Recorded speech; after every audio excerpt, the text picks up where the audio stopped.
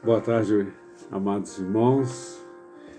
Que Deus nos abençoe.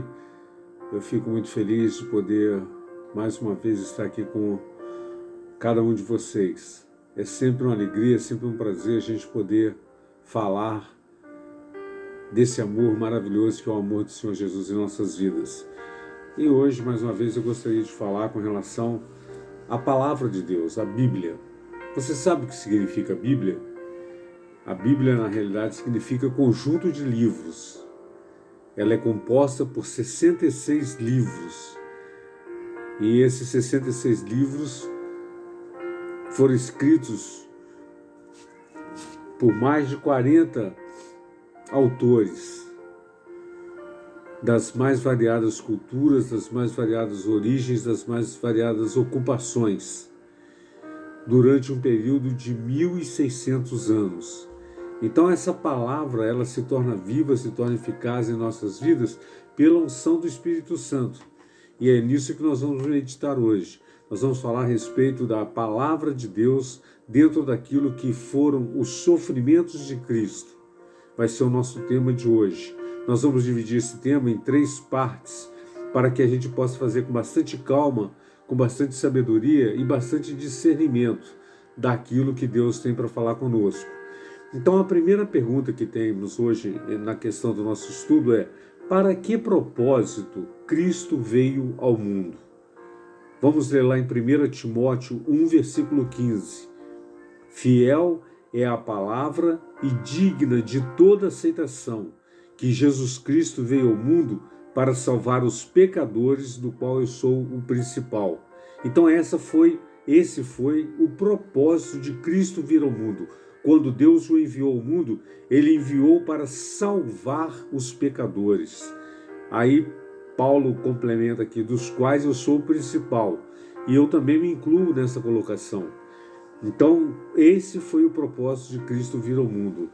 A segunda pergunta que tem no nosso estudo hoje é a seguinte: o que motivou Deus a dar seu Filho para morrer pelo homem?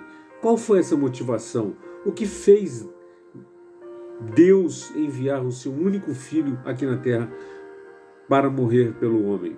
Está lá em João, capítulo 3, versículo 16, quando ele diz assim: porque Deus amou o mundo de tal maneira que deu seu Filho unigênito, para que todo aquele que nele crê não pereça, mas tenha a vida eterna.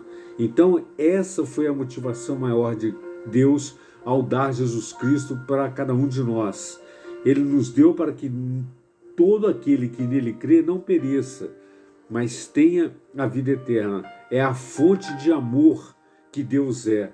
Por ele ser amor, ele fez isso por cada um de nós. Ele amou o mundo de tal maneira que ele deu o seu Filho unigênito. Ele não mediu esforços nem sacrifício. Ele deu o seu Filho unigênito para que todo aquele que nele crê não pereça, mas tenha a vida eterna.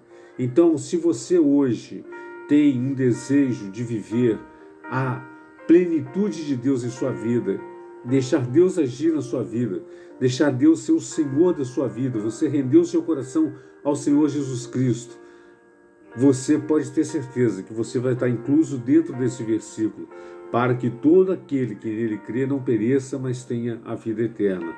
Esse foi o motivo de Deus dar Jesus Cristo para cada um de nós, mesmo sendo pecadores, não merecedores dessa graça maravilhosa, mas ele enviou Jesus para esse fim. Diz assim outra pergunta, número 3.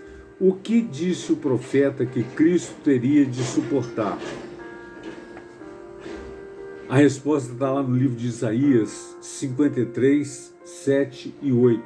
Diz assim: ele foi oprimido e humilhado, mas não abriu a boca.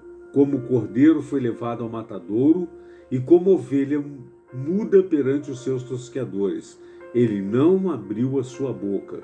Por juízo opressor foi arrebatado, e de sua linhagem quem dela cogitou? Porquanto foi cortado da terra dos viventes por causa das transgressões do meu povo, ele foi ferido. Então Deus estava falando que aquilo que aconteceria com Jesus, porque quando Isaías escreveu esses versículos, esse capítulo 53, o versículo 7 e 8, Jesus ainda não tinha vindo à Terra, Jesus ainda não estava aqui conosco. Então, essa mensagem é uma mensagem profética. Desde o lançamento da mensagem, o profeta Isaías já dizia a respeito de Cristo, que ele teria que suportar. Ele teve que suportar a humilhação, ele teve que suportar a opressão, ele não abriu a sua boca. Então isso serve de um ensinamento muito profundo para nós. Quando o mundo nos oprimir, quando o mundo nos humilhar, não vamos bater de frente com o mundo, vamos calar a nossa boca e vamos interceder, vamos buscar a sabedoria e o discernimento para responder a essas questões de acordo com a própria palavra de Jesus. Vamos ficar quietos, vamos emudecer, mas vamos estar firmados no propósito que Deus está no poder, que Deus está fazendo tudo ao nosso favor. Na pergunta de número 4, ele fala assim: Cristo sabia com antecedência o tratamento que haveria de receber? Uma pergunta muito forte. Está lá em Lucas 18, 31, 33, a resposta. Os versículos 31 ao versículo 33, do capítulo 18 de Lucas. Tomando consigo os 12, disse-lhes Jesus: Eis que subimos para Jerusalém, e vai cumprir-se ali tudo quanto está escrito por intermédio dos profetas, no tocante ao Filho do Homem, pois será ele entregue aos gentios, escarnecido, ultrajado e cuspido, e depois de o açoitar, tirar-lhe-ão a vida. Então Jesus já sabia, muito antes de qualquer um deles, o que iria acontecer com ele, o que estava sendo preparado para aquele momento de Jesus sobre a face da terra. Então ele falou que ele tomou os discípulos e foram para Jerusalém. E ali ele falou o que haveria de se cumprir com relação à sua vida. Então nada do que estava por acontecer estava oculto para Jesus. Jesus tinha ciência de tudo, Jesus tinha conhecimento de tudo. Na quinta pergunta ele fala assim: até que ponto foi pesado o fardo que lhe oprimia a alma na noite em que foi entregue? Mateus 26, 37 e 38 tem a resposta. E levando consigo a Pedro e aos 2 filhos de Zebedeu, ou seja, João e Tiago, começou a entristecer-se e angustiar-se. Então lhes disse: a minha alma está profundamente triste até a morte. Ficai aqui e vigiai comigo. Então a gente sabe que por mais que seja pesado o nosso fardo, por mais que seja difícil a nossa vida, vamos continuar na presença de Deus. Vamos continuar buscando, clamando e intercedendo a esse Deus tão maravilhoso, na pessoa do Senhor Jesus Cristo, porque Ele está lá no céu intercedendo por cada um de nós. E Ele está lá no céu, nesse momento, no lugar santíssimo, olhando para cada um de nós e sendo o nosso advogado, sendo aquele que há de nos julgar, aquele que há de nos dar a certeza de um dia podermos passar por todas as provas e vencermos esse mundo que jaz no maligno.